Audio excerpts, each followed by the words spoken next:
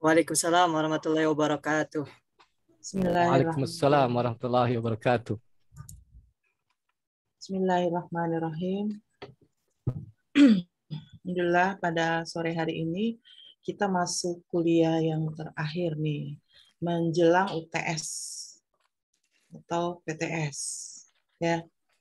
Tugas yang lalu baru masuk 10, baru 10 orang, karena memang terakhir Rabu jam 12 malam ya. Rabu hari ini jam 12 malam. Cuma saya ingin mereview sedikit Salman, PJ kelas ya, sebelum nanti masuk ke diskusi scientific approach sore hari ini. Untuk pelengkapan dan kesempurnaan kuliah sore hari ini, silakan murotal dulu 10 ayat dari surat yang dipilih, silakan. Baru nanti masuk saya dulu mereview di portal student yang saya udah siapkan. Beberapa testimoni aja, ada Salman, ada Ayu, ada Pak Naga. Silakan murotal dulu ya. Oke, baik. Terima kasih Ibu. Baik, diminta mohon Saudari Khairunnisa untuk murotal.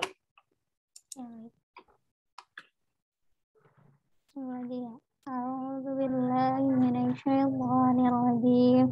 Bismillahirrahmanirrahim. Amma yatasaalun 'anil naba'il 'azim alladzi hum fi mukhtalifun kalla saya'lamun thumma kalla saya'lamun. Alam naj'alil arda mihada wal jibala awtada wa khalaqnakum azwaja wa ja'alna nawmakum subata wa ja'alna al-laila libasa. Shadaqallahul azim. Shadaqallahul azim. Allahumma arhamna bil Qur'an. Semoga yang telah membaca Nisa dan juga teman-teman lain menyimak mendapatkan kemudahan setelah kita mendengarkan bacaan ayat suci Al-Quran. Sejauh ini nggak ada yang salah, tajwid, makharijul huruf, semuanya benar. Terima kasih Nisa.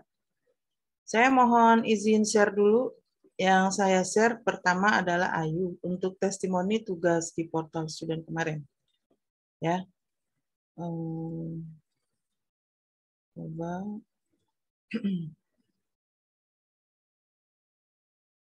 Sudah terlihat di layar belum? Belum ya? Belum Ibu. Bentar. Oh, ini hasil kerja Ayu. Ayu Widianingrum, ada orangnya enggak? Sudah join belum Ayu? Sudah bergabung. Oke, mana Ayu? Ayu. Coba lihat Ayu. Juga teman-teman yang lain ya. Minggu efektif nggak ada masalah. Ayu buat 16 dari 38. Ya. Jadi nanti genap harusnya berapa JPL-nya? Di layar sudah terlihat? Terlihat Bu, 16. 16 di sini. Berarti ini kan Ayu ganjil. Genapnya jadi berapa JPL di sini? Boleh 16, boleh 17, boleh 18. Pas semester genap tinggal berapa JPL? Dari 38? Sisanya? 20 Bu. Maaf. 20? 22? Ya. Jadi semester genap Ayu harus membuat JPL, jumlah JPL ya, 16 yang ganjil, tinggal 22 pada saat semester genap. Bukan hanya itu, kita akan mengoreksi pekerjaan. Iya, 22 JPL kan? 22 ditambah 16, 38. Maksimal 38, minimal 34. Boleh kan 16? Boleh. 19? Boleh. 20 juga boleh. Berarti kalau 20 tinggal 18 JPL. Oke, teman-teman nanti yang bakal mengupload, tolong diperhatikan di sini nih. Coba lihat di promise-nya. Ada yang salah di mana? Ada yang mau ngoreksi kah? Yang tadi 16 oleh Ayu, kan harus dirumuskan di dalam Promes sampai bulan Desember. Karena Promes kan. Kesalahannya di mana nih hasil kerjanya Ayu? Coba. Untuk Salman benar, Naga benar.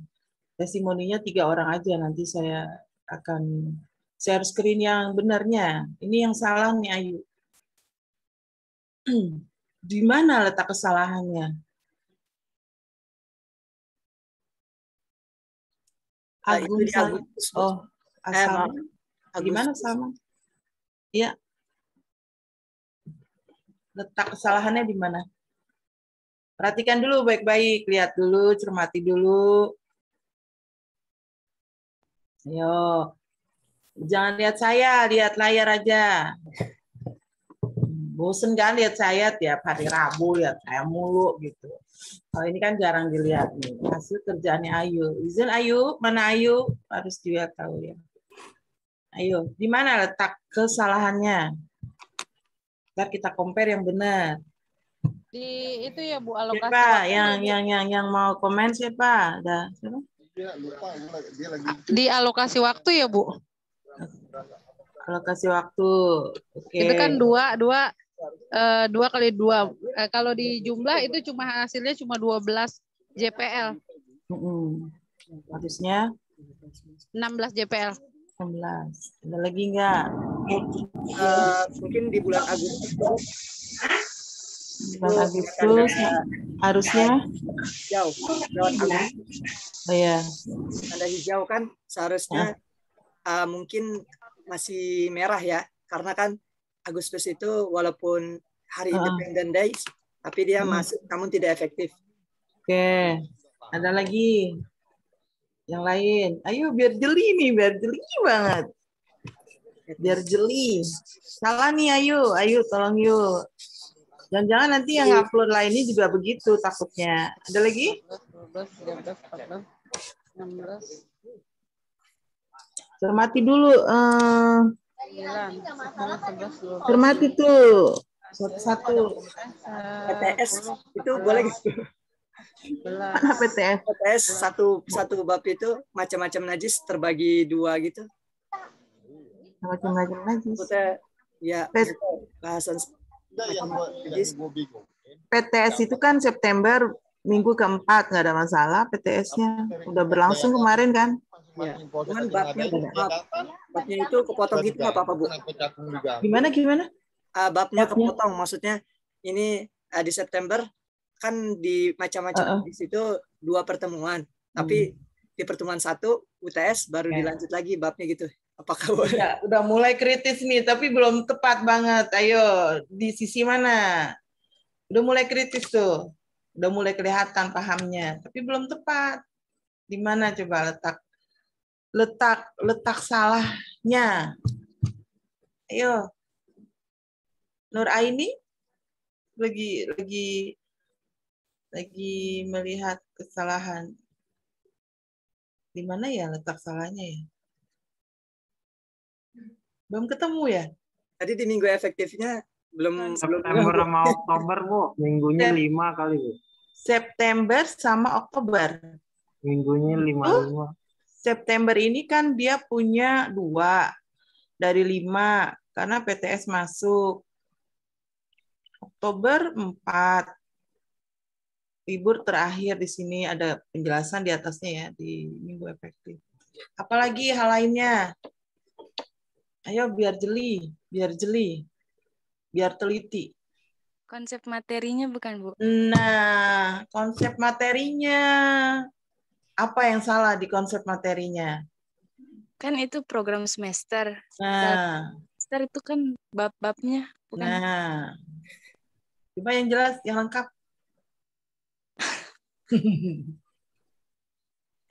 Kan itu di dalam program semester ada beberapa bab yang mesti dibahas. Tuh. Di punyanya Kak Ayu ini, dia hanya membuat 1 bab, cuma Satu beberapa. bab. Iya. Haroh saja. Padahal di minggu efektif yang dia udah buat kan 16. Ya, betul Zahratul Aini. Walaupun yang lain juga betul tadi. Anda mendapatkan bonus. Makanya harus jeli banget ya, harus teliti banget. Saya ngoreksi sekian ratus anak. Kamu kan ngoreksi satu doang nih, Ayu. Saya ngoreksi satu-satu, saya koreksiin. Tapi buat testimoni ya nggak semua ya. Kelas kamu kan ada 27, ya nggak 27-27-nya. Yang salah aja yang saya usung dengan yang benar. Saya ambil yang benar tuh ada ya Salman, ada Naga. Jadi betul kata Zara tuh, kalau kita menyusun promes, Ayu dan kawan-kawan lainnya nih, kawan di sini, kita nyusun promes berarti kita nyusun silabus dalam satu semester apa saja topiknya, bab-bab apa saja. Kalau ini kan menunjukkan satu bab, 2.1 tentang toharo, ya kan? Sampai 2.6 masih toharo. Padahal kita mengajar bulan Desember sampai bulan Desember apa toharo semua? Ya, Bu. Ya, enggak kan? Tapi banyak. Makanya buku teks PAI penting buat kita ambil, kita turunkan silabusnya, topik-topik intinya ke dalam konsep materi ini. Nah, oleh karena itu tentunya 2.1, 2.2, dan seterusnya apa saja kita bandingkan dengan, ini saya stop share dulu, saya bandingkan dengan Panaga ya. Saya udah siapkan 3 nih, Panaga dulu nih. Mana ya, saya letak ini. Terus. Oke. Bentar ya. Gimana ya Panaga nyempilnya? Filenya banyak banget soalnya ini. Ada 190 bps ya. Oh, ke bawah. Oke.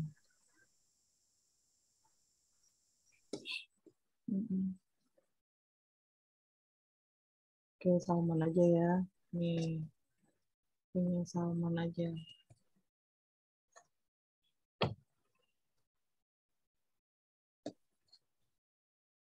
Sudah terlihat belum di layar? Bang. Sudah terlihat di layar? Belum tampil. Hah? Ya, udah, Bu. Oke, ini Salman nih. Salman dengan Panaga hampir sama. Jadi, Salman ini membuat 18 gitu.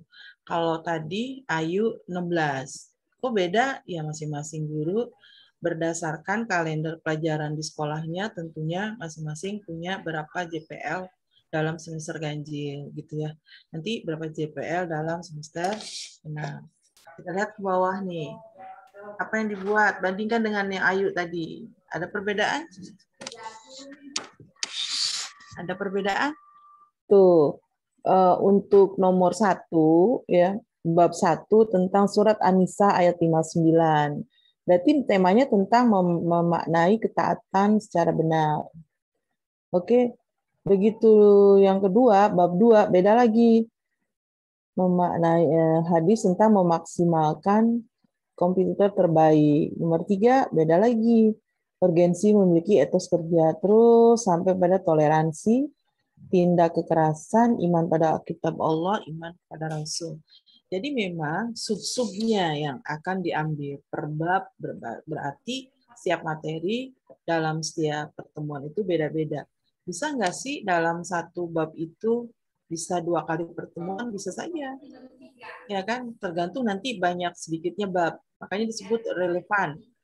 Ya, relevan silabus itu dikembangkan ya di dalam promes itu atau prota harus relevan, harus ada kesesuaian antara buku teks yang dibuat, KD dan KI. Oleh karena itu, yang Ayu buat tadi salah, tolong dibenerin. Bagi teman-teman yang serupa dengan Ayu, tinggal memperbaikinya, nanti tinggal dimasukkan ke portal student. Nanti kan akan keluar PTS-nya kayak gini nih, UTS besok. Ya, UTS-nya kayak gini. Berarti buku teks yang Anda punya harus disiapkan. Pasti saya akan keluarkan promes, bukan prota. pun promes yang dibuat tidak sampai Desember, 2 bulan aja. Tapi saya tentukan bulannya, Oktober, Desember, misalkan gitu. Ya, September, Oktober. Yang lainnya nggak usah tulis. Supaya waktunya bisa cukup. Anda ujian 90 menit, padahal kuliahnya 2 jam, 1,5 jam. Nanti saya perkirakan bakalan cukup waktunya. Oke gitu ya, udah saya lakukan testimoni bagi teman-teman yang belum paham bagaimana nyusun promes, sudah saya review bahwa yang di-upload kemarin seperti itu. Yang benar adalah seperti ini. Topik-topiknya harus berbeda dalam setiap pertemuan. Ada pertanyaan sebelum kita masuk ke scientific approach? Maaf Ibu, saya agak rancu dengan penomoran KD Bu, di awal. Itu kan saya Ada yang ngikutin, ada yang di buku aja. 2.6, 2.7, ikutin yang di buku. Di buku teks berapa?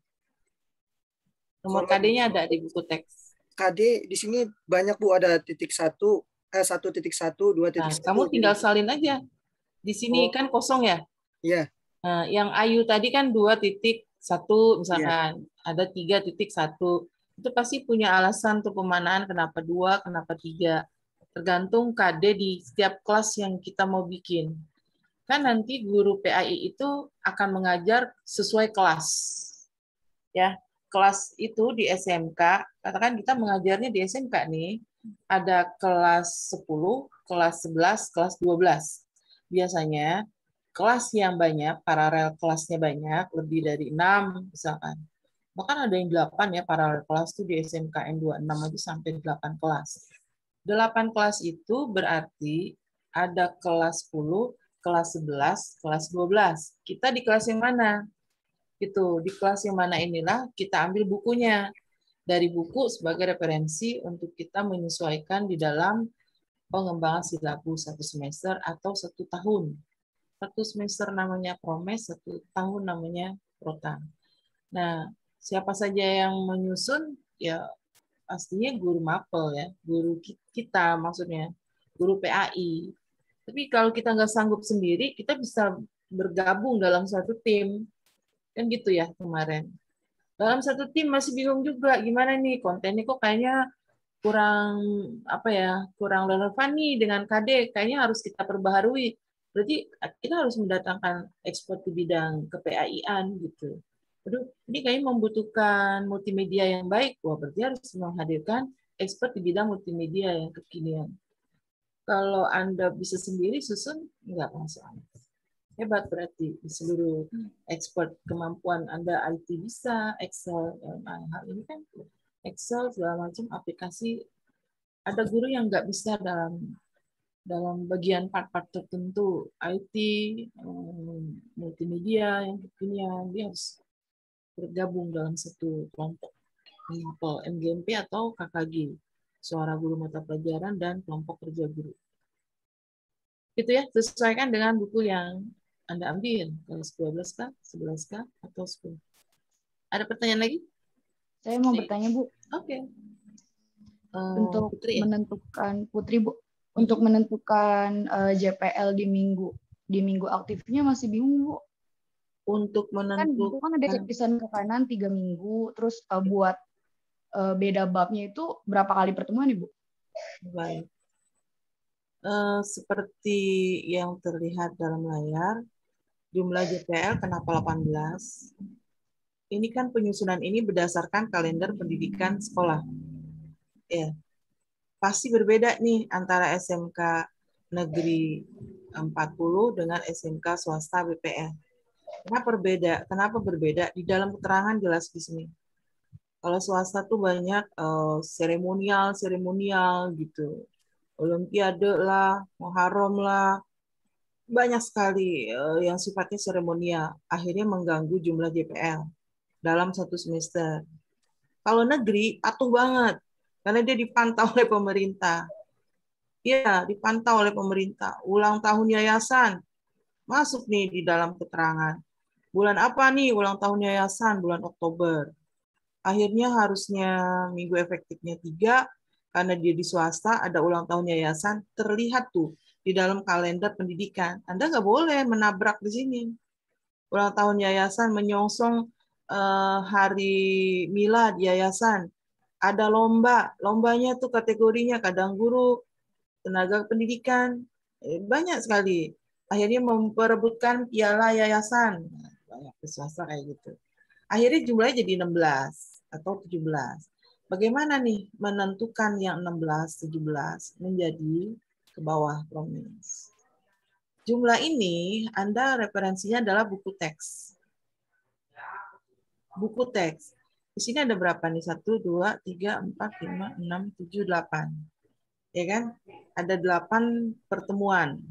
8 pertemuan, kalau buku teks itu kan berarti buku yang digunakan siswa sama dengan buku yang digunakan guru. Gitu. Pasti. Buku teks yang dipegang siswa dengan buku teks yang dipegang guru sama. Tapi terkadang guru kan kepengen mengembangkan, makanya dia harus punya buku pendukung. Jadi kalau siswa punya buku 1, masa kita juga punya buku 1? Iya kan? Nih, Salman mengajarkan tentang hadis, teks hadis, tentang konsep apa gitu kan, konsep toleransi dan lain-lain. Di buku teks 1 teks matan hadisnya, tapi kita harus mengembangkan. Ini kita udah bahas di dalam sumber belajar. Ya, sumber belajar bukan hanya buku teks. Anda bisa ambil di Sepirum Hadis, gitu di link-link video, dan ini menyebabkan jumlah JPL-nya bertambah. Gitu. Namun tidak boleh lepas dari yang kita udah tentukan minggu efektifnya sejumlah 18. Jangan lepas dari ini. Nggak boleh kurang dari 18. Begitu kita menjabarkan di dalam promes. Kalau setahun, berarti jumlahnya harus 38 di sini. Berarti jumlahnya bukan hanya sampai Desember kan? Sampai Juni gitu. Desember, Januari, Februari, Maret, April, Mei, Juni. Berarti seluruhnya 38. Bu, boleh nggak kurang dari 38? Nggak boleh. 34. Lebih? Nggak boleh. Kurang dari 34? Nggak boleh. Lebih dari 38? Boleh, tapi nggak dibayar. Gitu. Lebih dari 38. Iya, ada yang bikin sampai 51 karena dia ingin mengembangkan. Makanya dalam sekolah tuh ada intrakurikuler, ada kokurikuler, ada ekstrakurikuler. Kita udah bahas kemarin ya. Intrakurikuler, semua yang terschedulkan di dalam jumlah pelajaran yang kita udah plot-plotkan di dalam silabus, baik promes maupun prota, itu harus ada di dalam intrakurikuler. Pertanyaannya, apakah cukup? Terkadang ada by accident nih di dalam time kan, di dalam waktu. Apa by accident-nya? Gempa. Insya Allah, nauzubillah min dzalik. Tapi mungkin saja terjadi. Gempa begitu 3 hari lagi kan, pasca gempa runtuh kelas gitu. Ada nggak terjadi kayak gitu? Akhirnya nggak tercapai itu yang 18, kurang lagi. Berarti Anda harus masukkan di dalam co-curricular. Ternyata begitu gempa kita mau ngajar, nggak jadi ngajar kan? Ngulur lagi. Tapi bagi anak-anak, asik ada gempa, nggak sekolah, nggak belajar, Masya Allah. Orang gempa musibah dia tepuk tangan. Rupanya dia seneng nggak belajar. Keluarkan kelas gitu. Wah, ternyata kesimpulannya guru itu harus coba-coba outing program. Jangan di kelas terus. Coba, begitu ada gempa, berbauran orang keluar. Asik, alhamdulillah ada gempa, jadi nggak belajar. Tapi bagi guru JPL-nya tidak tercapai, nggak nyampe 18. Itu by accident. Bisa nggak terjadi? Bisa aja. Atau tiba-tiba ada hari yang bukan libur diliburkan oleh negara. Iya kan? Hari libur, hari Selasa. Iya kan? Dipindahin ke Senin. Gitu loh. Dipindahin ke Senin. Loh, kok bisa begitu? Ya, kita kan ngikutin apa kata pemerintah pusat. Ini gimana sih ngacak-ngacak promes yang kita udah susun? Nah, itu yang akhirnya jumlah yang tadi ditanyakan 18 bisa aja berubah. Pindahlah kita yang tidak on schedule di dalam co-curricular, bukan di dalam intrakurikuler. Kalau intrakurikuler harus ada di dalam jam-jam pelajaran. Co-curricular, kurikulum yang berlangsung dan jamnya tidak berdasarkan jam yang terjadwal. Les itu co-curricular. Kenapa harus ada les? Karena nggak tercapai tadi. jumlahnya 18 baru 16 gitu. Ya kan? Kita boleh merencanakan, tapi jangan memaksakan kondisi lingkungan setempat. Kadang bisa saja terjadi seperti itu. Ada lagi? Tadi Putri ya. Ada lagi sebelum ke saintifik? Bu, kalau misalnya di buku yang kita pakai itu cuma 3 bab dalam semester, gimana? Dalam semester ganjil gitu. Boleh kan Bu ya? Anda menemukan itu? Iya. Kelas berapa? Kelas 11, Bu. Berarti kalau ada 16, Anda harus membreakdown-nya supaya cukup 16. Karena dalam satu bab bisa banyak penjelasannya. Haji itu nggak bisa satu kali pertemuan tuh ya. Dan dia bisa berulang-ulang penjelasannya. Bisa pertemuannya banyak. Karena menjelaskan tawaf aja banyak banget tuh. Ya kan? Ada tawaf kudum, ada tawaf ifadah, ada tawaf sunnah, ada tawaf wada. Tawaf kudum, tawaf yang dilakukan pas kita mau masuk Ka'bah. Kita mau umroh, begitu sampai di Mekah, kita tawaf. Itu kudum. Selamat datang. Tawaf ifadah, tawaf yang rangkaian haji. Kalau kita habis tahallul, kita kan harus tawaf lagi tuh. Ya, nafar sani, nafar awal nanti yang pelajari itu, kita akan melakukan tawaf ifadah. Itulah yang kemudian banyak sekali jamaah yang berebutan untuk melakukan tawaf ifadah. Tawaf sunnah, tawaf yang dilakukan di luar musim-musim umroh dan haji. Jadi kalau kita habis sholat sunnah di Masjidil Haram, kita nggak ngerjakan umroh, kita tawaf. Nggak apa-apa, tawaf itu kan kayak sholat ya. Udah, tawaf itu namanya tawaf sunnah. Pahalanya banyak di situ. Tawaf wada, tawaf yang dilakukan ketika kita ingin meninggalkan Masjidil Haram, rangkaian haji atau rangkaian umroh. Itu menjelaskan itu aja dengan prakteknya satu bab. 2 kali 45 menit. Baru tawaf dalam perangkat haji. Kalau memang tema di silabusnya tentang haji. Satu lagi, mengurus jenazah. Bisa nggak satu kali pertemuan untuk 2 kali 45 menit? Nggak bisa. Karena 4. Ya. Ada 4 ya? Apa saja mengurus jenazah itu? Memandikan jenazah, mengkafankan jenazah, mensolatkan jenazah, menguburkan jenazah. Emang bisa dikerjakan dalam satu kali pertemuan? Bisa. Makanya tergantung materi. Nah, itu membutuhkan diskusi panjang dengan kelompok-kelompok tim kita. Gitu. Bisa aja ini satu pertemuan. Nanti kan banyak debat di situ ya. Nah, kapan sih dikerjakannya promes ini? 1 bulan sebelum kita melakukan pembelajaran. Jadi kalau bulan Juli mulai tahun ajarannya, sekitar bulan Mei, Juni, ya makanya libur jangan panjang-panjang guru di kampung ya. Ini saking enaknya di kampung, lupa kita punya pekerjaan menyusun silabus dalam promes dan prota. Yang punya kampung, tolong ingat, pekerjaan kita bukan bulan Juli, bulan Juni kita bekerja. Nah, sebagai orang tua di rumah, jangan protes anaknya, bulan Juni kan nggak sekolah, kok bayaran. Bulan Mei kok nggak sekolah, kok bayaran bagi swasta nih. Orang tua di rumah nggak boleh protes, disitulah kita membayar guru. Ya, karena dia juga bekerja saat orang lain belum mulai masuk. Guru di situ pekerjaannya, pra atau sebelum pembelajaran. Makanya kuliah kita nih perencanaan sistem pembelajaran PAI memang pekerjaan kita sebelum kita melaksanakan pembelajaran. Semuanya serba direncanakan. Bukan hanya RPP, tapi juga silabus yang disusun per semester dan per tahun. Bu, berarti bab atau materi yang bakal kita bahas itu ngaruh buat berapa kali pertemuannya, Bu ya? Iya, betul. Dan adanya silabus ini mempermudah kita dalam menentukan metode apa bagi guru ya. Kan silabus itu merupakan pedoman guru dalam merancang RPP gitu ya. RPP kan per pertemuan kita bikin. Dengan adanya silabus seperti dalam gambar tadi, seperti dalam yang Anda udah kerjakan di portal student, ini memudahkan kita dalam menyusun RPP. Oh ya ampun, bulan Juli pertemuan pertama minggu keempat saya harus ngajar ini ya, gitu. Udah bikin RPP-nya. Apa langkah-langkahnya dalam menyusun RPP? Ingat ada KI, ada KD, ada IK, dan seterusnya.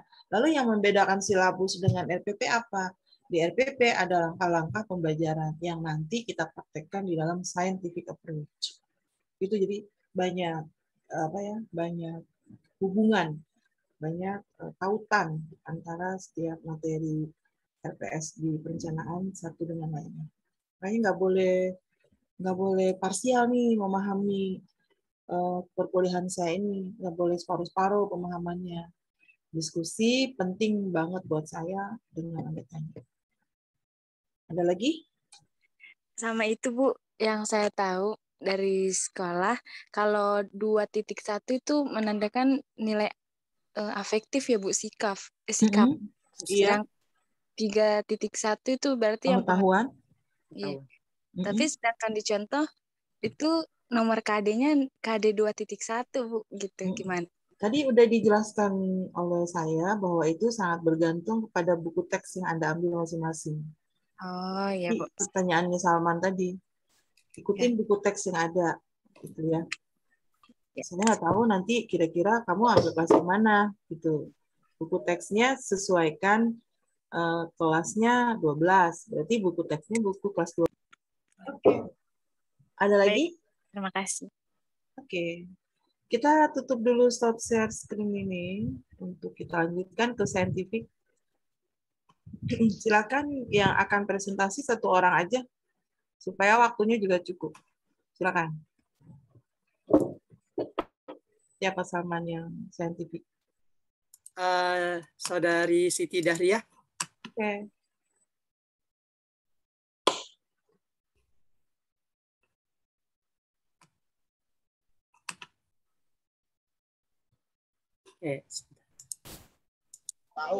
Bu, mohon maaf Bu, saya lagi di luar Bu. Geluduknya gede banget di sini, saya serem Bu. Geluduk ini, apa? Petir. Petirnya kenceng banget Bu, saya lagi di tengah. Itu di kamus nggak ada geluduk. Sudah saya inin sama Agung Bu, PPT sama itunya. Oke. Maaf ya Bu. Ya, tinggal nanti diskusi aja ya. Agung Bu, siap? Siap Agung? Ya Bu. Ya. Ya. Assalamualaikum warahmatullahi wabarakatuh. Waalaikumsalam warahmatullahi wabarakatuh. Alhamdulillah nahmaduhu wa nasta'inuhu wa nastaghfiruh wa na'udzu billahi min syururi anfusina sayyiati a'malina may yahdihillahu fala mudilla lahu wa may yudlil fala hadiyalah. Asyhadu an la ilaha illallah wahdahu la syarikalah wa asyhadu anna Muhammadan abduhu wa rasuluhu la nabiyya ba'dah. Selamat sore teman-teman dan juga Ibu dosen yang saya hormati. Saya ucapkan terima kasih atas kesempatan yang telah diberikan kepada kami pada sore hari ini untuk menjelaskan presentasi kami.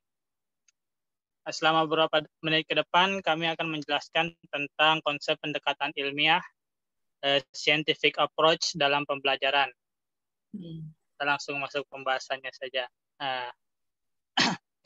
Maaf, itu lupa diganti yang kelewat ya. Nah, pengertian pendekatan ilmiah. Nah, pendekatan ilmiah ini menurut Kamus Besar Bahasa Indonesia adalah penggunaan teori suatu bidang ilmu yang mendekati suatu masalah. Adapun pengertian pendekatan pembelajaran menurut Hosnan antara lain adalah perspektif atau sudut pandang teori yang dapat digunakan sebagai landasan dalam memilih model, metode, dan teknik pembelajaran.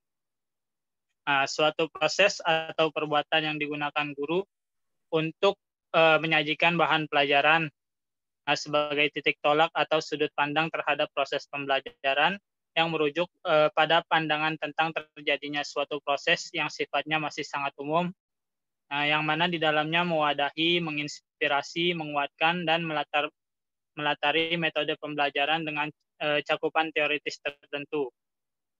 Pendekatan ilmiah scientific approach ini adalah pendekatan yang bersifat ilmiah atau memiliki sifat ilmu. Adapun ilmu itu sendiri adalah sekumpulan pengetahuan berdasarkan teori-teori yang disepakati dan dapat secara sistematik diuji dengan seperangkat metode yang diakui dalam bidang tertentu. Dipandang dari sudut pandang filsafat, ilmu terbentuk karena manusia berusaha berpikir lebih jauh mengenai pengetahuan yang dimilikinya. Next, Salman.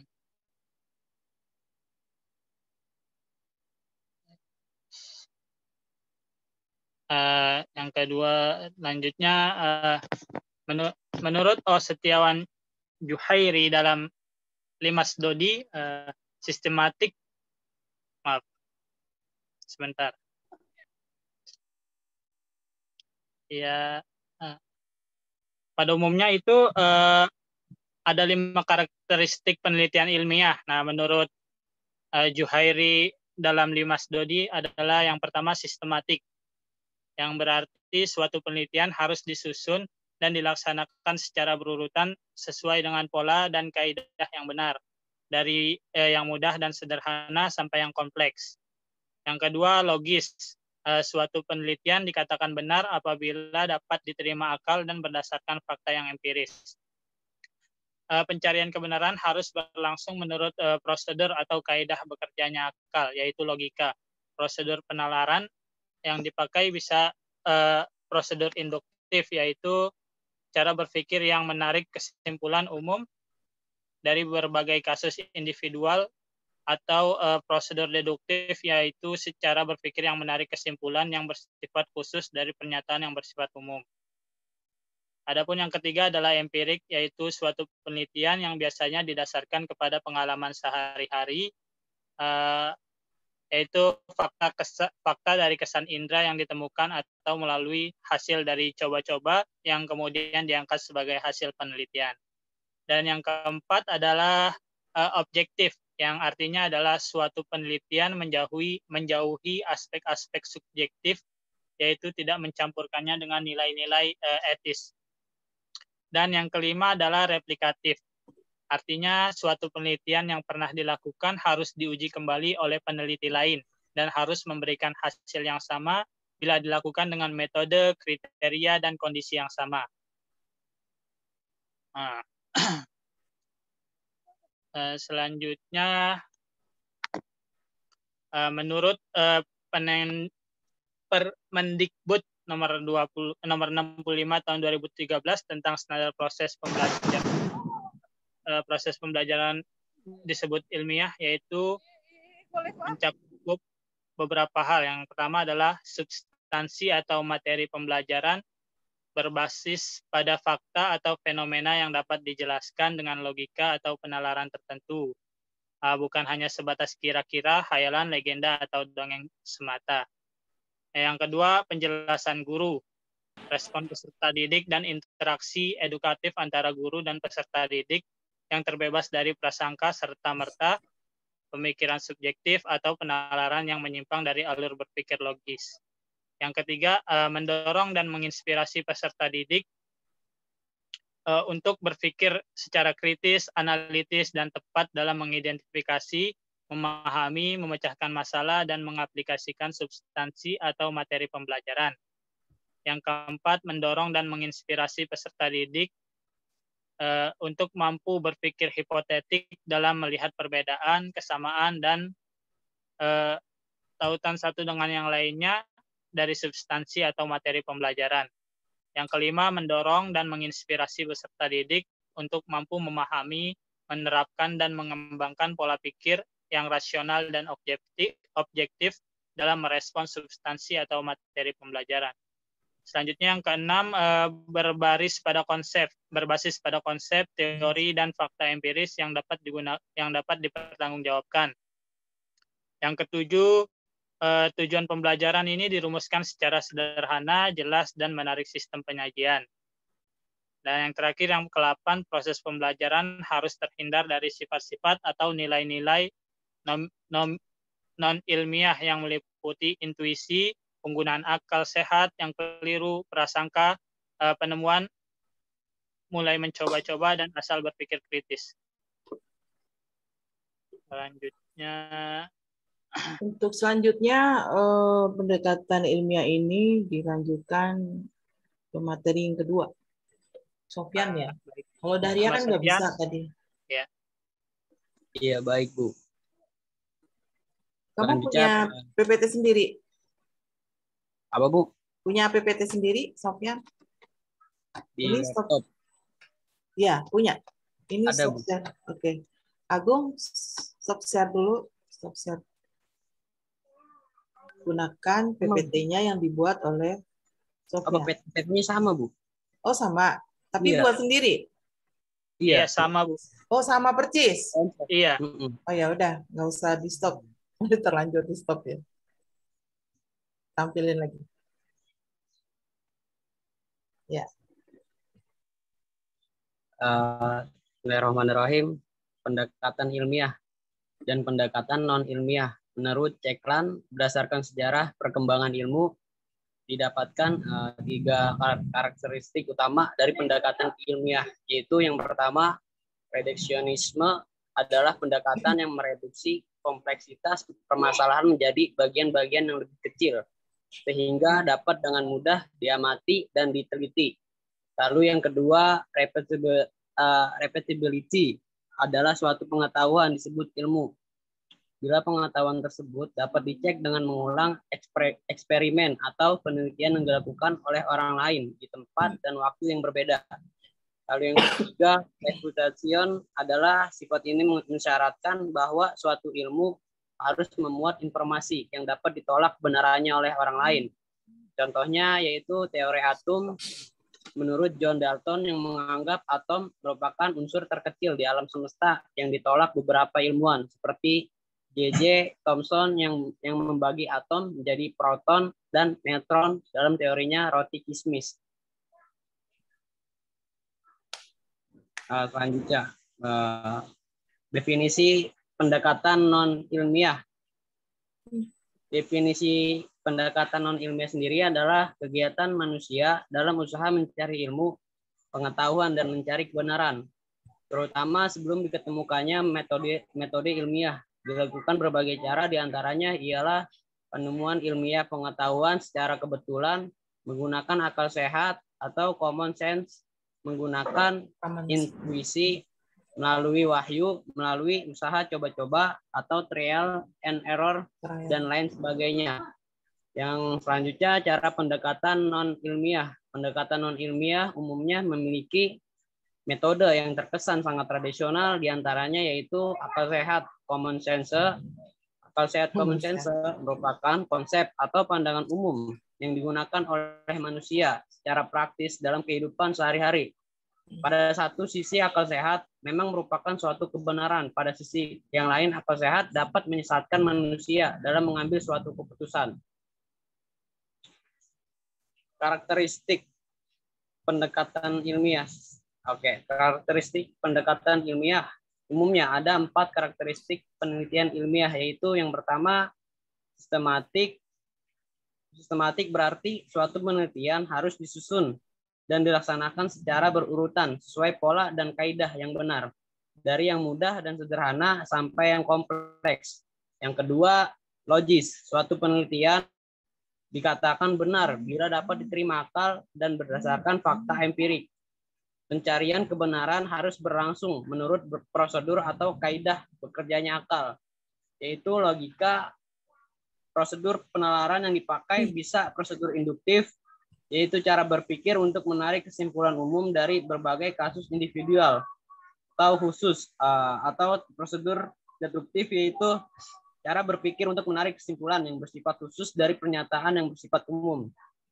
Yang ketiga, empirik. Artinya suatu penelitian biasanya didasarkan pada pengalaman sehari-hari atau fakta a posteriori, yaitu fakta dari kesan indera yang ditemukan atau melalui hasil coba-coba yang kemudian diangkat sebagai hasil penelitian. Selanjutnya, tahapan metode ilmiah. Tahapan metode ilmiah merupakan prosedur dalam mendapatkan pengetahuan yang disebut ilmu. Jadi ilmu didapatkan dari metode ilmiah. Alur berpikir yang tercakup dalam metode ilmiah dapat dijabarkan dalam beberapa langkah yang mencerminkan tahap-tahap dalam kegiatan ilmiah. Di antaranya yaitu yang pertama pengajuan masalah, lalu yang kedua ada penyusunan kerangka teoritis, yang ketiga metode geologi penelitian, yang keempat merumuskan hipotesis, yang kelima mengumpulkan data, yang keenam menguji hipotesis, yang ketujuh hasil penelitian, lalu yang kedelapan merumuskan kesimpulan. Iya, terima kasih. Sudah cukup Bu dari PPT-nya, Bu. Oke. Enggak ada yang berbeda. Dahria ada yang berbeda enggak Dahria karena dia enggak bisa presentasi ya? Jadi kalau kita menyimak teman-teman sekalian, Agung dan Sofian ini mengambil referensinya benar-benar saintifik ilmiah, tidak dalam saintifik ilmiah dalam pembelajaran. Ini benar-benar murni diambil saintifik atau pendekatan ilmiah saja yang diambil. Ya, tapi kalau Anda ngambil referensinya pendekatan ilmiah dalam pembelajaran, nah itu pasti kerangka konsepnya akan lebih terarah kepada pembelajaran dengan 5M. Gitu. Ada nggak perbedaan di Dahria? Dahria menyimak? Ya Bu, saya nyimak Bu. Ada perbedaankah di antara kawan Anda yang berdua, Sofian dan Agung? Karena kedua-duanya lebih fokus pada pendekatan ilmiah, bukan pada pendekatan ilmiah dalam pembelajaran. Apalagi nanti contohnya pendekatan ilmiah dalam pembelajaran PAI gitu. Jadi lebih mengerucut gitu ya. Kalau kita gambarkan segitiga yang dijelaskan tadi, segitiganya itu balik gitu. Tidak ada salahnya memang kita harus tahu filosofinya memang berangkat dari pendekatan ilmiah yang tentunya ini teori-teori lama gitu ya, teori-teori tentang perkembangan ilmu pengetahuan sejak awal, Clarung, Renaissance gitu ya, dengan Albert Einstein dengan energi massa dikali kecepatan cahaya itu energi sama dengan mc². Nah, kita mau mencoba pendekatan ilmiah ini dimasukkan di dalam pembelajaran PAI karena ini kan amanah kurikulum 2013 ya, bahwa ciri khas dari kurikulum 2013 itu adalah adanya saintifik ilmiah yang diadop dari yang dijelasin Sofian dan Agung. Cuma belum mengerucut ke pembelajaran. Sampai tadi dijelaskan misal sistematis. Artinya penelitian, nah itu penelitian research jatuhnya. Padahal kan sistematis. Berarti penyusunan pembelajaran harus teratur gitu, bukan hanya research gitu ya. Nggak apa-apa, boleh-boleh aja. Silakan Siti Dahria jika Anda berbeda dengan keduanya. Di sini ada Bu, dalam perspektif kurikulum 2013, pendekatan saintifik merupakan sebuah pendekatan yang menggunakan tahapan dalam proses pembelajaran. Ada 5 tahapan, yaitu mengamati.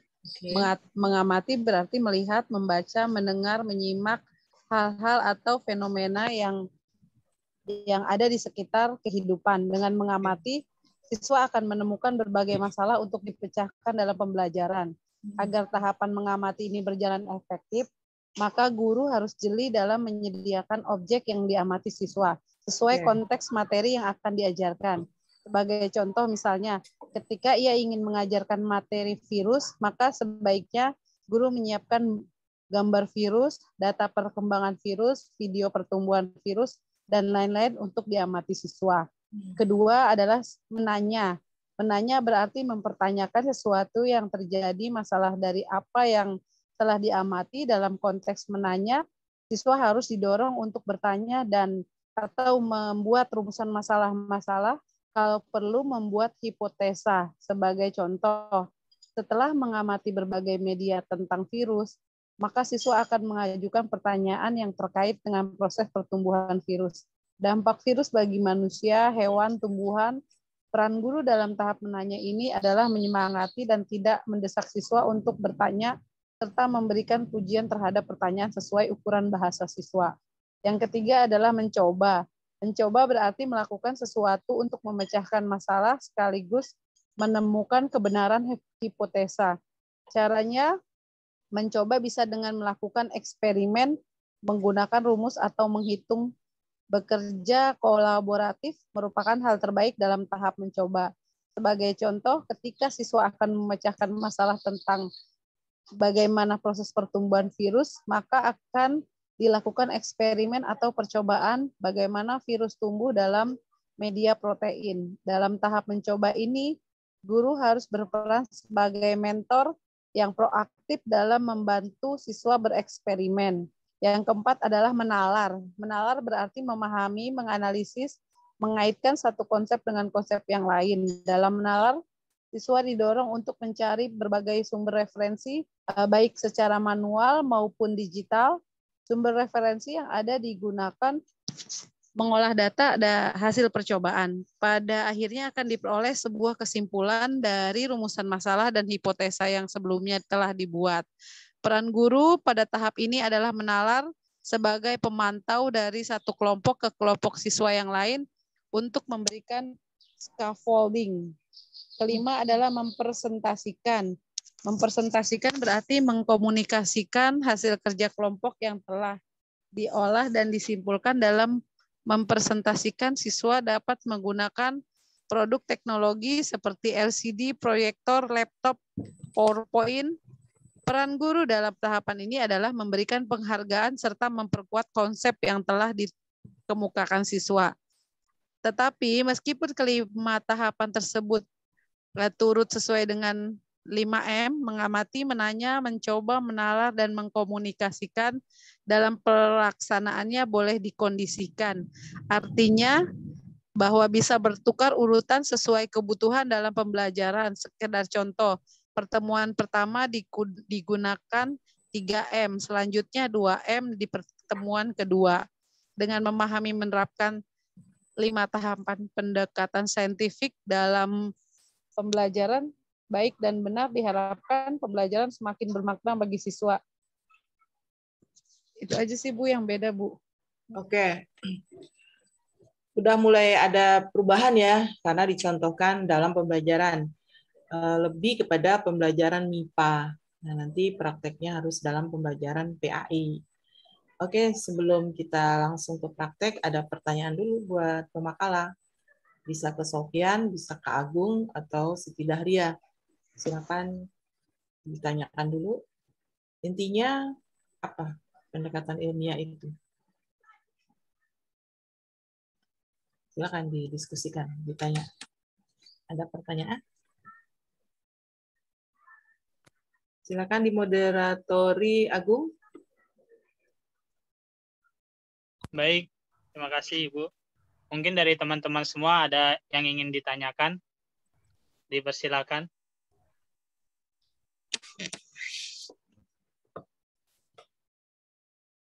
Kelihatannya udah pada jelas nih.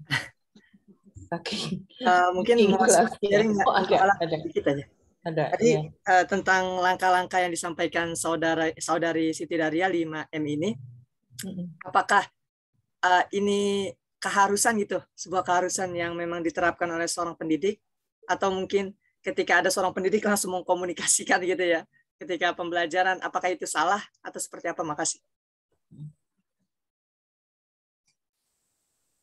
Kembali ke Agung, ditanggapin Agung, mau pertanyaan lagi atau langsung dijawab? Ya, mungkin nunggu pertanyaan yang lain dulu sambil cari jawaban dulu ya Bu. Oke. Boleh saya langsung jawab Bu? Oh boleh. Itu ada moderatornya. Oh, iya. Agung, moderator izin dulu. Kalau moderator izinkan, silakan. Moderator nggak izinkan, nggak boleh. Boleh, mungkin kalau Kak Daria mau jawab langsung boleh dipersilakan. Boleh. Iya, tadi kan seperti yang tadi pertanyaan Salman tadi kan sudah dipaparkan di akhir ya. Meskipun 5 tahapan tersebut di atas sesuai dengan 5M, namun pelaksanaannya boleh dikondisikan gitu. Jadi nggak harus berurutan 1, 2, 3, 4, 5M, tapi disesuaikan lagi dengan kebutuhan dalam pembelajaran gitu. Jadi ya, karena kan idealnya gimana? Idealnya gimana? Kalau kita sesuaikan, hematnya langsung mengkomunikasikan aja M yang kelima gitu. Apa begitu nggak? Kalau penjelasan Siti Dahria? Maaf, boleh di-sharing ya? Siti Dahria, tadi yang saya pahami tidak berurutan itu, kalau mungkin pertemuannya terbagi dua kali ya. Tadi yang saya pahami, di pertemuan pertama nih, di awal pertemuan bab contoh, diambil konsep 3M pertama kan, tadi yang saya pahami gitu, kalian disampaikan. Berarti tentang mengamati, udah menanya dan menalar. Kemudian di pertemuan selanjutnya, baru setelahnya mencoba, dari yang sampaikan terus sama yang tadi terakhir ya, mengkomunikasikan. Tapi ini pertama kan tadi langkah-langkahnya apakah ini wajib diterapkan oleh seorang guru gitu. Yang 5 ini maksudnya diikuti tahapan-tahapan secara sistematis. Kemudian yang kedua, kalau ada guru yang langsung mengkomunikasikan gitu, apakah itu boleh atau enggak gitu. Tanpa melalui perantara 1, 2, 3, 4M-nya gitu. Kalau di sini kan dalam perspektif kurikulum 2013, di sini kan saya ngambilnya di perspektif kurikulum 2013. Nah, pendekatan saintifik ini pembelajaran yang menggunakan sebuah pembelajaran yang menggunakan sebuah pendekatan dengan menggunakan tahapan saintifik dalam proses pembelajaran. Nah, 5 tahapan ini. Jadi kalau kita mau menggunakan metode saintifik, pendekatan saintifik ini ya 5 harus dilakukan 5 pembelajaran ini karena kelima tahapan ini adalah pendekatan dalam pembelajaran metode saintifik gitu, Man. Kalau dari yang saya baca gitu, maksudnya dari yang saya pahami, kalau kita mau menggunakan pendekatan saintifik ya kita harus menggunakan 5M ini gitu. Kelima tahapan ini. Nah, kalaupun urutannya ya seperti tadi, misalnya kita dialihkan 2 pertemuan, boleh tidak berurutan gitu. Tapi kalau misalnya kita mau mengambil pendekatan saintifik ya 5M ini harus dilaksanakan gitu. Agung mau menjawab atau Sofian mau menjawab? Gimana Sofian? Mau menambahkan? Saudara Agung. Saya lagi kuliah sebentar ya. Gimana Salman? Di layar tuh saya bantuin. Saya boleh. Ada di layar. Boleh kalau Bu dosen mau nambahkan boleh, dipersilakan. Enggak, enak aja kamu dulu. Never give up, keep fight. Never give up. Jangan menyerah dong, tunjukkan. Saya bertanggung jawab atas apa yang saya sudah jelaskan. Walaupun enggak lengkap atau apa. Saya nanti support sistemnya. Di layar terlihat nggak tuh? Iya, Ibu jelas. Lihat, Bu. Iya. Nah, coba saya udah bantuin itu. Agung, Sofian tadi Ibu Dahria udah bantu, sekarang Pak Agung dan Pak Sofian silakan. Sweet, gantian. Siapa berduluan? Monggo.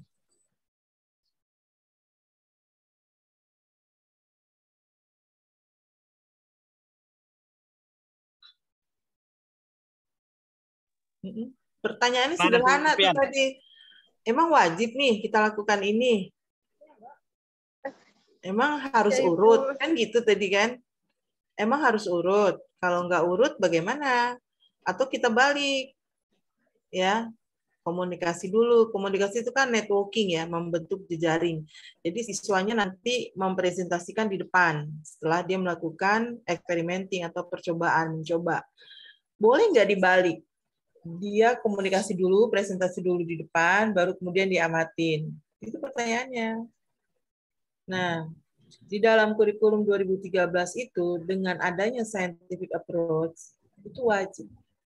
Tiap guru, mapel apapun wajib menggunakan pendekatan ini.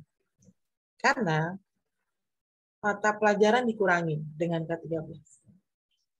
Materi pelajaran dikurangi. Tapi kegiatan jam pelajaran yang orientasinya kepada student center learning itu difokuskan dan ditambah. Jadi mengurangi, makanya SD saja itu pelajarannya tema-tema kan.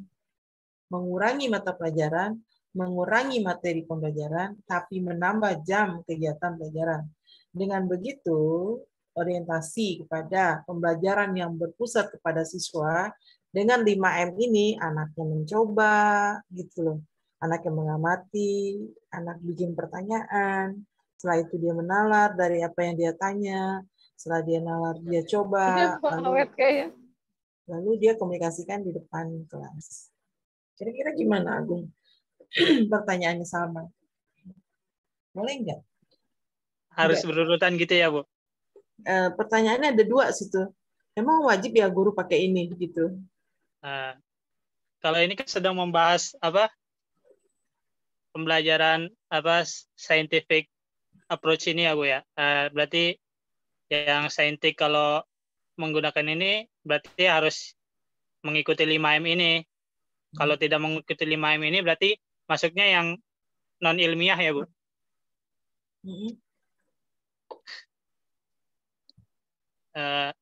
Dan kalau berurutannya sih menurut saya harus berurutan, Bu.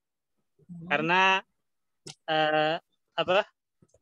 harus mengamati dulu, Bu. Habis itu nanya dan kita pikir-pikir baru kita mencoba. Kalau saya gitu, Bu. Ya, berarti berbeda nih dengan Dahria tadi. Ibu Dahria bilang dilihat situasi kondisi saat itu. Ya, kalau kita mau pakai 3M saja, pertemuan berikut 5M, pertemuan berikut 2M saja.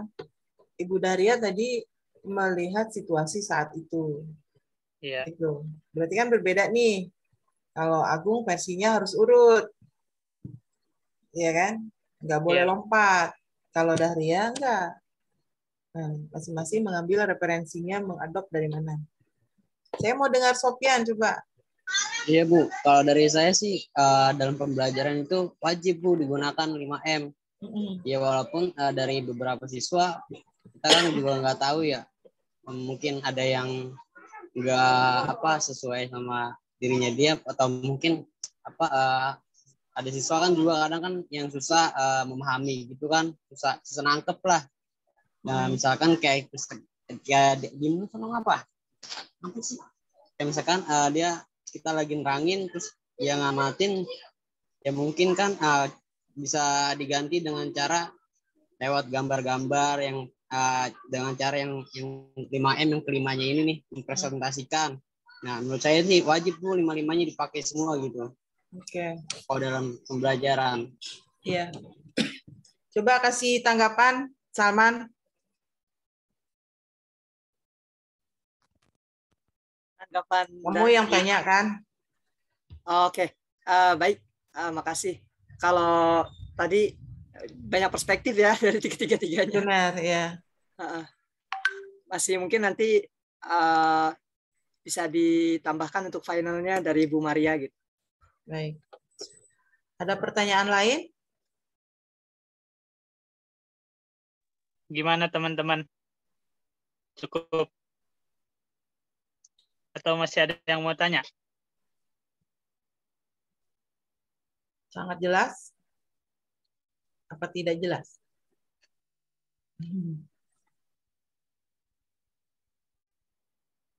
Oke, nanti kalau dalam praktek akan kelihatan ya, coba. Ini saya ganti share screen-nya. Kalau nggak ada pertanyaan ya, sambil mungkin menunggu yang tanya, saya buka share saya. Sudah terlihat di layar? Ya, Ibu, jelas. Baik. Anda kan mengerjakan RPP, ya kan? Sampai sini nih, ini belum dikerjakan nih. Walaupun kemarin Adi Nurrohman, nggak ada ya sekarang dia. Udah mulai mengerjakan tuh secara lengkap. Kita udah bahas kemarin ya. Nah, kalau Anda mengerjakan scientific approach, di sini nih, dia masuk di dalam kolom kegiatan inti. Jadi betul kata Agung, betul juga kata Sofyan, dan betul juga kata Dahlia. Namanya scientific approach itu wajib ada di dalam pengembangan RPP berbasis kurikulum 2013. Karena ciri khas dari RPP berbasis K13 adalah adanya scientific approach. Satu lagi, authentic assessment. 2. Saya ulang, ciri khas dari kurikulum 2013 yang kita jabarkan di dalam RPP, tidak boleh tidak ada scientific approach dan authentic assessment. Penting tuh. Harus ada pendekatan ilmiah. Benar kata Agung, nggak boleh nggak ada, harus ada ini. Bukan berarti kurikulum sebelumnya nggak ada scientific ilmiah, pasti ada. Ya kan? Tapi ini diformulasikan. Jangan sampai guru mengabaikan ini. Pelajaran agama, kalau dibawa ke ilmiah, itu nggak semua materi agama bisa diilmiahkan. Ya, makanya tadi dijelaskan oleh pemakalah ada yang ilmiah, ada yang non ilmiah. Katakan intuisi, wahyu, ya kan itu nggak bisa diilmiahkan. Beda dengan MIPA yang natural science klasifikasinya. Agama kan bagian sosial science dan humaniora. Tapi kalau MIPA enak tuh, makanya tadi penjelasannya Dahria lebih banyak ke MIPA, padahal bukan bidang kita untuk itu. It's okay, boleh saja. Supaya kita nanti mainstream kita nih, pikiran kita ke dalam mindset kita ke dalam materi PAI, pelajaran PAI. Contoh, kalau kita mengajarkan tentang surga, tentang neraka, tentang siksa kubur, itu non ilmiah, nggak ada yang bisa kita jelaskan secara saintifik. Pernah satu saat ahli-ahli teknologi, kalau Anda buka YouTube banyak banget tuh, ahli-ahli teknologi mengempiriskan bahwa sisa kubur tuh bisa kita rekam, bisa kita formulasikan, bisa kita sebarkan gitu. Dia sambungkan kabel ke kubur, lalu dia sambungkan ke speaker yang suprasensitif, yang dalam hitungan suara kecil pun bisa diperdengarkan gitu. Tapi betapa Allah punya kuasa, ya. Wa ma utitum minal ilmi illa qalil. Itu kan bicara tentang yang nir ilmiah, yang non ilmiah. Jangan pernah Anda bertanya, yas'alunaka anir ruh, qulir ruh min amri rabbi. Inna rabbi laghafurur rahim. Tapi kan namanya manusia pengen banget keponya kan. Curiosity feeling-nya tuh tinggi banget. Rasa ingin tahunya tahu, pengen banget nih. Udah dibilang jangan. Nah, pelajaran agama tidak seluruh materinya bisa disaintifikan. Mana bagian-bagian yang bisa disaintifikan? Yang bukan intuisi. Gitu. Yang bukan soal ta'abudi, tapi yang soal ta'akuli boleh. Contoh, toleransi. Bisa tuh diilmiahkan. Birrul walidain. Bisa. Bagaimana mengkafani jenazah. Bisa. Haji bisa diilmiahkan, bisa. Gitu. Puasa bisa diilmiahkan, bisa. Dalam perspektif ilmu kesehatan, puasa haji juga bisa. Makanya yang disebut dengan ilmiah itu, kalau pelajaran yang kita jelaskan logis. Tadi udah dijelasin ya, logis, sistematis, metodis, relevan. Tuh ciri dari pendekatan ilmiah ketika kita menggunakan di dalam pembelajaran. Berarti mengajarnya nanti kita harus logis, harus bisa diterima akal, sekalipun itu pelajaran agama. Karena adinu huwal aklu, la dina liman la akla. Beragama itu adalah berakal, berarti ketajaman akal yang Allah ciptakan akal itu untuk menembus seluruh ilmu pengetahuan, termasuk di dalamnya ilmu pengetahuan tentang agama. Bidang kita kan agama. Kalau MIPA sih udah nggak ada masalah, ya kan? Dari dulu partikel terkecil adalah sel. Ya, partikel terkecil adalah sel dari dulu sampai sekarang, nggak bisa dibantah itu.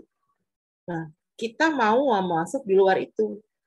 Pasti nanti akan ada pertanyaan-pertanyaan yang sifatnya siksa kubur, kiamat, yang soal-soal ta'abudi inilah masuk dalam non ilmiah. Berarti nggak bisa dijelaskan secara logis, nggak bisa dijelaskan secara sistematis. Semua itu butuh keyakinan di dalamnya. Makanya alat untuk bisa mencapai ilmu ini adalah hati, bukan sekedar akal. Oleh karena itu, sumber untuk mencapai ilmu pengetahuan selain indera atau panca indera, yang kedua adalah akal. Baru yang ketiga hati. Agama nanti ketika Anda merancangnya, harus punya 3 pendekatan ini, 3 punya sumber kekuatan ini. Panca indera, akal, hati. Oh, saya yakin banget bahwa Allah akan memberikan balasan kita kepada siapa aja yang melakukan kebaikan. Yakin banget, itu nggak bisa diukur dengan akal tuh kan, harus dengan hati. Nah itulah nanti pekerjaan kita ada di sini. Nah sekarang kita mau mencoba bagian mana yang bisa kita lakukan untuk scientific. Coba lihat di dalam kolom ini, di dalam tabel ini, kita harus memasukkan scientific ilmiah ini ke dalam langkah-langkah pembelajaran. Ini RPP kan, sambungan dari yang Anda kerjakan di atasnya itu sumber pembelajaran. Ini, Anda sudah kerjakan, sekarang tinggal dilanjutkan di dalam langkah-langkah pembelajaran. Ini urut-urutan dalam penyusunan RPP. Harus memasukkan scientific ilmiah, gitu. Scientific approach, pendekatan ilmiah. Di mana adanya pendekatan ilmiah itu? Adanya di kolom kedua, kegiatan inti. Jadi, pada saat kita merancang RPP, langkah pembelajaran itu ada 3. 1 pendahuluan, 2 kegiatan inti, 3 penutup. Scientific ilmiah, scientific approach atau pendekatan ilmiah ada di kegiatan inti. Berarti kita akan menggunakan scientific ini dalam waktu 70 menit. Lihat tekanannya di sini. Dalam 70 menit kita akan mengarrange tuh, mengatur ngapain ya anak. Nah, udah diberi pesan oleh Permendikbud. Scientific ini digunakan dengan mengikuti 5M. Mengamati, berarti siswa bersama guru sama-sama mengamati. Apa yang diamati? Tema masing-masing. Jadi kalau tema Anda tentang toleransi, apa yang diamati oleh siswa ketika kita sedang mengajarkan tentang toleransi? Oke deh, saya kepengen Anda siswa mengamati lewat link yang saya kirim ya. Atau kalau bukan pandemi, pelajarannya langsung, Anda setelin video. Video itu berbicara tentang bagaimana orang saling bertasamuh. Bagaimana orang saling bertoleransi. Anak diminta untuk mengamati apa yang dilihat. Setelah dilihat, anak harus buat pertanyaan. Tentunya guru juga ikut melakukan hal yang sama. Supaya nanti nge-tune dengan anak yang berpikir sama juga. Setelah dia bertanya atau membuat pertanyaan, menanya, M yang kedua itu menanya. Dia harus menggali atau probing. M yang ketiga itu menggali. Explorating. Kalau bahasanya Daria tadi, eksperimen, mencoba. Ya, mencoba, menggali, memperhatikan lebih dalam apa yang sedang diamati, kemudian pertanyaan itu setidaknya dia jawab sendiri. Siswanya nih. Oke, yang keempat. Dilakukan oleh si anak, mencoba lagi. Jadi kalau kita melihat seperti ini, siswa itu banyak melakukan aktivitas. Makanya tadi di awal penjelasan saya, K13 dengan scientific approach ini mengurangi mata pelajaran, mengurangi materi pelajaran, tapi menambah jam kegiatan pembelajaran. Karena anak diminta untuk belajar lewat 4C. Apa itu 4C? Critical thinking, sudah saya jelasin waktu itu. Collaboration, creativity, dan communication. Anak harus bisa berpikir kritis. Di mana? Lewat dia mengamati. Lewat dia buat pertanyaan. Karena orang yang banyak tanya sebenarnya dia kritis. Bukan comel, bukan. Abaikan kata itu. Ini orang nanya mulu sih. Apa aja ditanya. Emang kritis namanya. Apa aja ditanya. Sampai hal-hal yang sedetail pun dia tanya. Kenapa? Karena pertanyaan yang sudah tersusun dengan rapi sebenarnya sudah separuh dari jawaban. Itu kita bisa menyimpulkan anak kita sudah berpikir kritis. Berarti kita sudah menggiring kepada pembelajaran berbasis 4C. 1, critical thinking. Gimana membangunnya, Bu? Ya, gunakan scientific ilmiah ini. Untuk membangun anak bisa berpikir kritis, kasih aja sebuah layangan atau Anda cerita. Anak-anak perhatikan penjelasan saya. Saya akan bercerita tentang kisah pemuda Yaman yang begitu berbakti kepada orang tuanya. Karena materinya tentang birrul walidain. Kalau Anda kepengen Anda sebagai sumber belajarnya, bukan link. bukan video. Wah, ini kemampuan guru dalam menyusun kata, dalam memilih atau diksi dengan tepat. Itu anak ngedengerin gitu. Dengerin banget. Besok lagi bercerita tentang najis. Anda tahu nggak? Itu kenapa ada makam, jika sahabat Rasul melewati makam, ada orang yang menjerit-jerit, sedang disiksa oleh Allah. Anda tahu nggak? Itu ceboknya nggak bersih. Bagi anak kecil, anak SMA diceritain begini, kan kebayang dirinya kan. Kalau kita ceboknya nggak bersih, kita akan disiksa di dalam kubur. Coba itu hanya gara-gara cebok gitu. Gara-gara tidak bersih. Karena syarat bersih adalah untuk berwudu. Berwudu adalah untuk syarat sholat. Jadi runtutannya seperti itu. Nah, kalau kita udah memulainya dengan seperti ini, lalu kita lakukan anak mengkomunikasikannya di depan. Yaitu M yang terakhir, yaitu dengan communicating. Communicating namanya networking, membuat jaringan. Saat dia presentasi di depan, pasti anak itu akan bilang, bagaimana, setuju nggak dengan penjelasan saya? Anak-anak itu akan begitu. Setuju nggak? Atau ada pendapat lain? Itu menjaring ya, mencari atau membuat networking sehingga lengkap sekali materi yang diajarkan dengan tema yang masing-masing Anda punya untuk alokasi waktu 70 menit. Bisa nggak sih diperkirakan 70 menit ini kalau Anda nggak gunakan saintifik, Anda akan kelebihan waktu. Pasti punya kelebihan waktu. Coba bayangkan, 2 kali 45 menit itu kan 90 menit. Ya, ada di kegiatan inti. Kenapa ada di kegiatan inti? Karena kita mau menyampaikan materi. Tapi strategi dalam menyampaikan materi itulah gunakan pendekatan ilmiah atau scientific approach. 5M. Diulang. Mengamati, menanya, menggali, mengasosiasikan, atau mengeksperimenkan, dan mengkomunikasikan. Tadi udah terjawab ya. Kira-kira wajib nggak? Dengan penjelasan itu. Sangat wajib, Bu. Iya, sangat wajib. Makanya kalau nggak dijelasin, nggak apa-apa, nggak kepake gitu.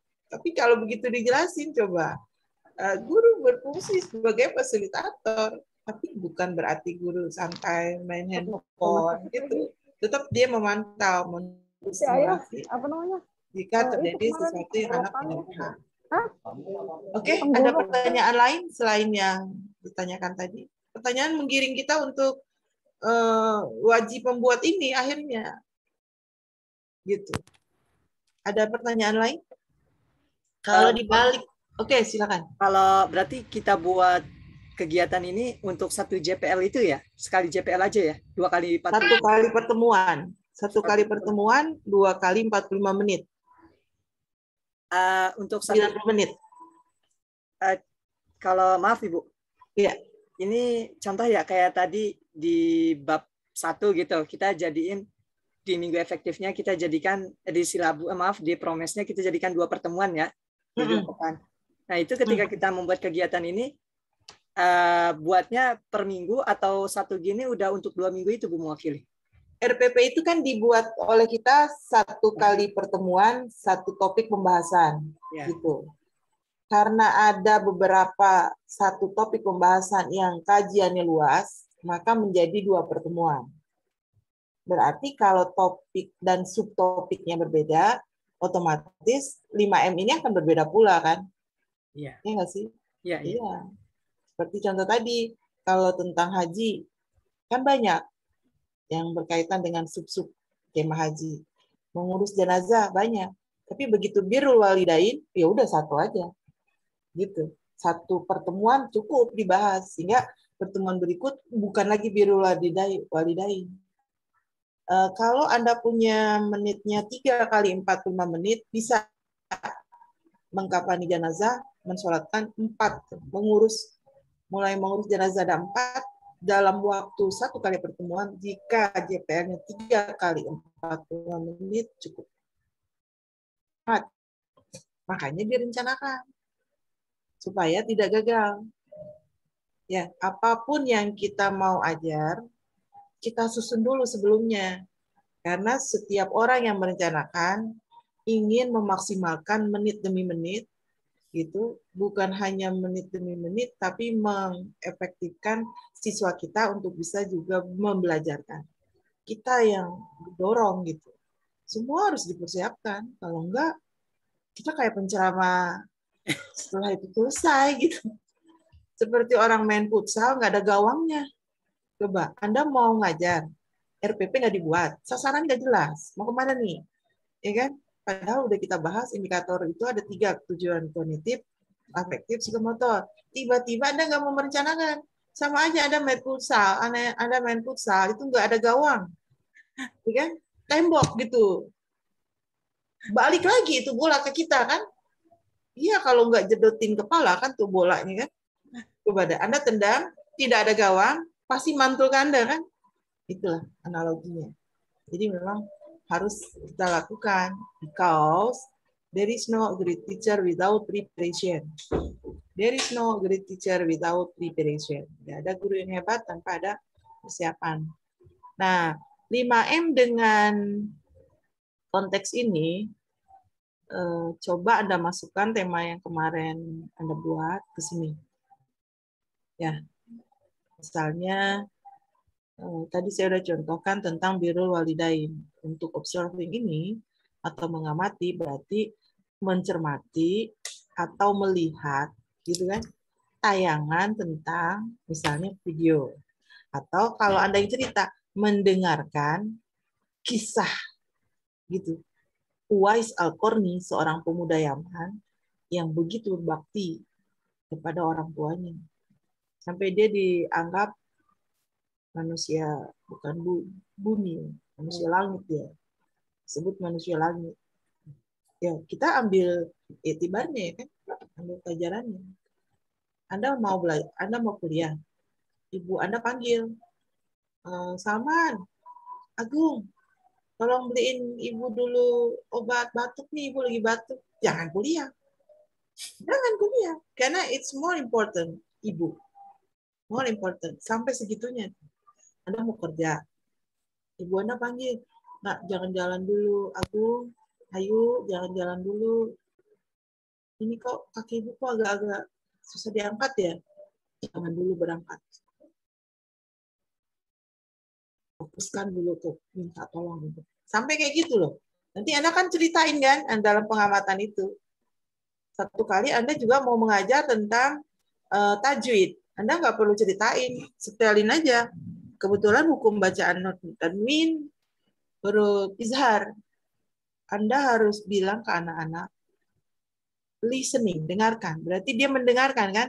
Mendengarkan bacaan surat Al-Baqarah berkaitan dengan huruf tanwin bertemu dengan huruf-huruf izhar. Anak itu harus mendengarkan. Bagian yang mana? Kalau dia punya ide lain, Bu, boleh nggak saya lihat Al-Qur'annya? Boleh. Makanya pelajaran PA itu anak-anak bawa Al-Quran. Sekarang handphone dibolehkan, berarti MP3 Holy Quran atau Al-Quran Word itu yang ada terjemahannya. Dia simak di situ. Itu juga mengamati.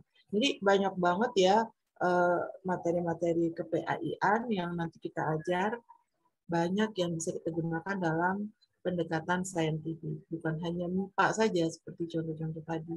Karena memang saintifik ilmiah ini atau pendekatan ilmiah ini, scientific approach ini berangkat dari filosofi scientific ilmiah yang natural science, bukan social science. Oke, ada lagi? Ini Anda tinggal masukin nih ke sini, ya, masukin materi Anda ke sini, sesuaikan dengan materi yang diambil, ikutin aja ini. Berarti yang kemarin Anda pernah upload. Kalau udah pernah bikin, tinggal disesuaikan dengan penjelasan kita hari ini. Bisa direvisi, di-upload sampai besok Kamis jam 12 malam. Jam 11 malam. Padahal nanti malam masih upload terakhir tentang promes ya. Karena memang mintanya hari Rabu terakhir. Tapi ini tidak malam ini, besok malam. Apa? Sampai langkah aja. Sampai ini aja. Berarti Anda cuma mengerjakan yang ditabulasi ini, langkah-langkah pembelajaran, ya. Masuklah saintifik ilmiah di dalam kegiatan inti. Lalu di kegiatan pendahuluan ngapain aja tuh 10 menit, Saya pernah menjelaskan ada sugesti, ya, ada orientasi, ada persepsi, ada motivasi, ada informasi. Ngapain aja itu udah saya contohkan di atas kan di tabulasi ini, ya, memberi salam, menyapa, itu tuh mensugesti mereka untuk mau belajar. Dan terakhir adalah penutup. Nggak usah diapa-apa ini penutupnya. Penutup itu Anda melakukan evaluasi, kemudian melakukan generalisasi, kesimpulan gitu ya, kesimpulan secara umum untuk kemudian menentukan bahan kajian besok apa anak-anak gitu. Ikutin aja di sini. Ada pertanyaan?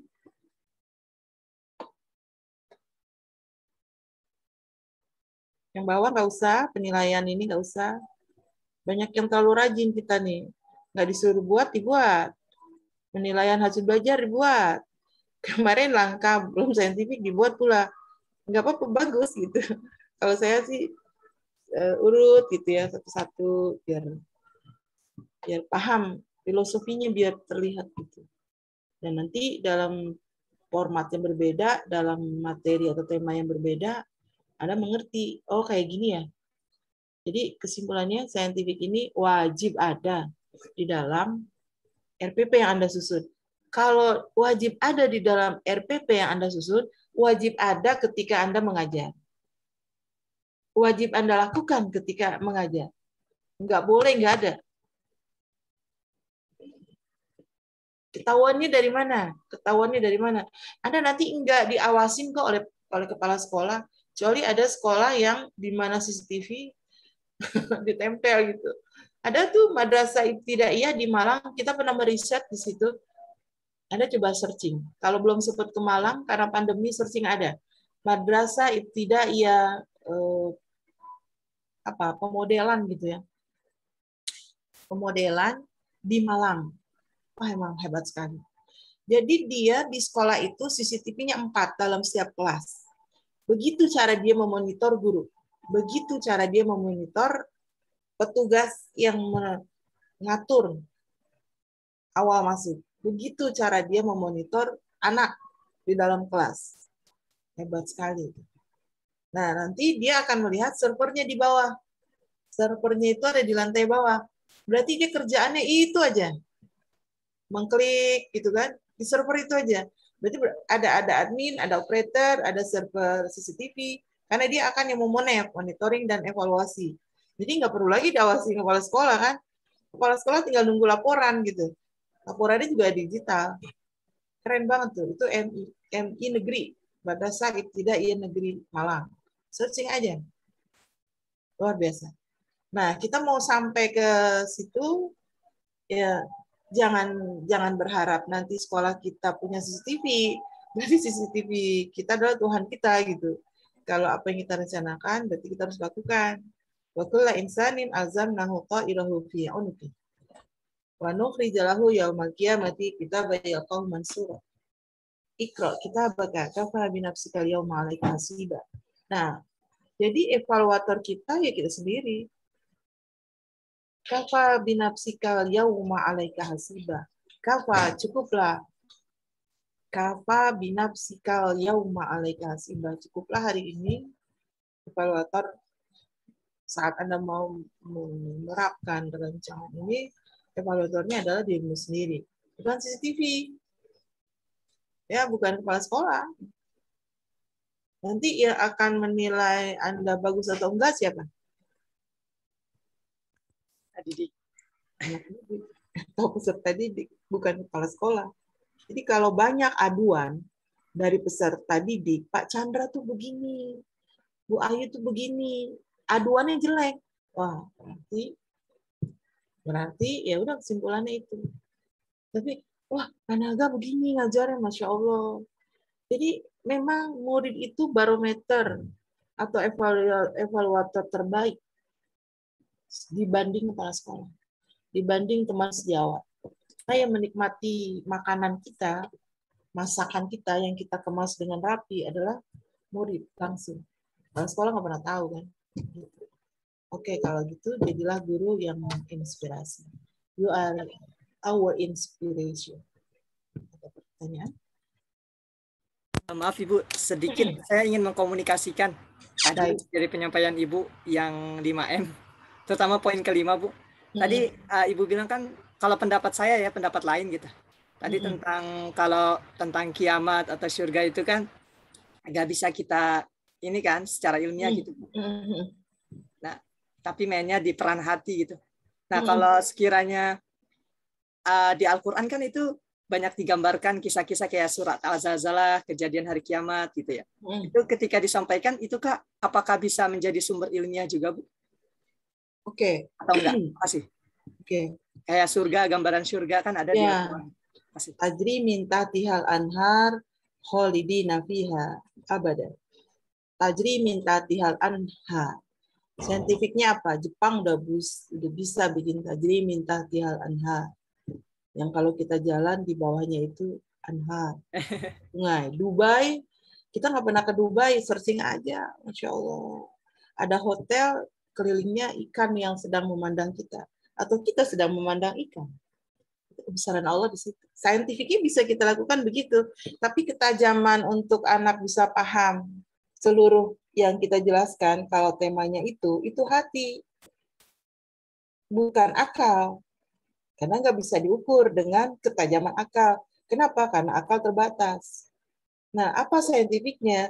Ternyata manusia aja bisa tajri minta tihal anha. Apalagi Allah yang menciptakan makhluk. Jadi gini, manusia aja bisa mengilustrasikan sebuah yang fakta dan orang lain bisa menyamankan di mana kita injak lantai di bawahnya sungai. Nggak usah jauh-jauh dah, kita ke SeaWorld. Tajri min tahtihal anhar. Itu manusia aja bisa bikin kayak gitu karena ketajaman akalnya. Apalagi Tuhan yang menciptakan manusia yang membuat anhar. Nah, lagi-lagi ini memang ketajaman akan hati untuk meyakini bahwa sebenarnya banyak kebesaran selain yang kita lihat secara faktual. Dengan begitu, keberimanan kita diukur dengan kekuatan hati. Kenapa pelajaran tasawuf penting buat kita untuk memperindah segala yang kita lakukan dalam ibadah. Pelajaran fikih membenarkan kita dalam ibadah. Pelajaran filsafat merasionalisasikan kita dalam beribadah. Pelajaran tasawuf memperindah kita dalam beribadah.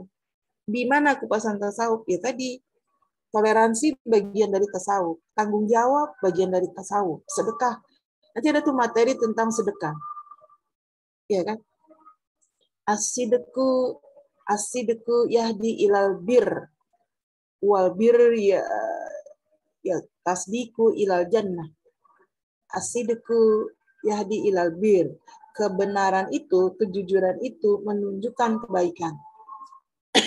Dan kebaikan menunjukkan kita, mengarahkan kita kepada surga.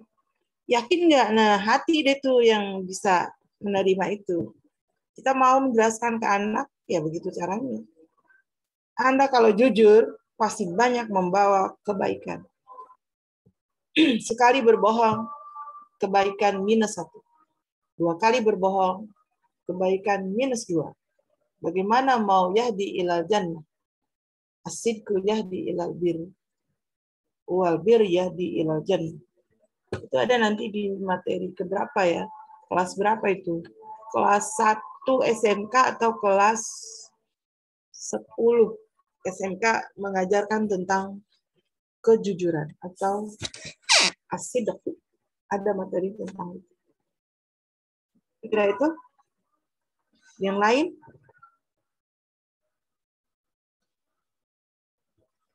Yang lain cukup jelas? Kalau cukup jelas, tolong ini diisi, diupload besok sampai jam 12 malam. Ya, bagi yang belum jelas bisa bertanya, saling diskusi dengan teman, atau tanya ke saya via email. Ya, yang jelas kesimpulannya adalah pendekatan ilmiah atau scientific approach ini sebuah amanah dalam kurikulum 2013. Enggak boleh enggak digunakan, berarti harus digunakan, harus dipakai. Ya, jangan diperdebatkan. Kalau enggak dipakai berarti Anda enggak istiqomah dengan K13. Anda enggak konsisten dengan kurikulum yang saat ini. Ya berdoalah, mungkin nanti enggak ada begini lagi nih, gitu. Walaupun nanti dalam belajar kita pasti menjelaskannya pasti menggunakan logika, nggak mungkin lah ya. Kan anak-anak sekarang kritis, pasti gimana Bu, gimana? Pasti tanyanya gitu. Maka rencanakanlah hal-hal yang sifatnya logis. Demikian anakku sekalian, teman-teman sekalian, semoga bisa dipraktekkan dan selanjutnya adalah selama ujian tengah semester. Ujiannya bukan tentang, tapi rumuskan, susunkan, gitu, rancangkan dari IKA, dari AMP jadi IKA gimana, bukan apa saja kriteria menyusun IKA, enggak begitu. Tapi apa yang Anda upload ke dalam portal student itu sebenarnya juga udah bagian dari soal-soal UTS yang kita akan launchingkan nanti pas jadwal. Terima kasih ya atas segala perhatian. Sama-sama kita menutupnya dengan membaca doa kepada majelis. Subhanakallahumma wa bihamdika asyhadu an la ilaha illa anta astaghfiruka wa atubu ilaik. Assalamualaikum warahmatullahi wabarakatuh. Waalaikumsalam warahmatullahi wabarakatuh.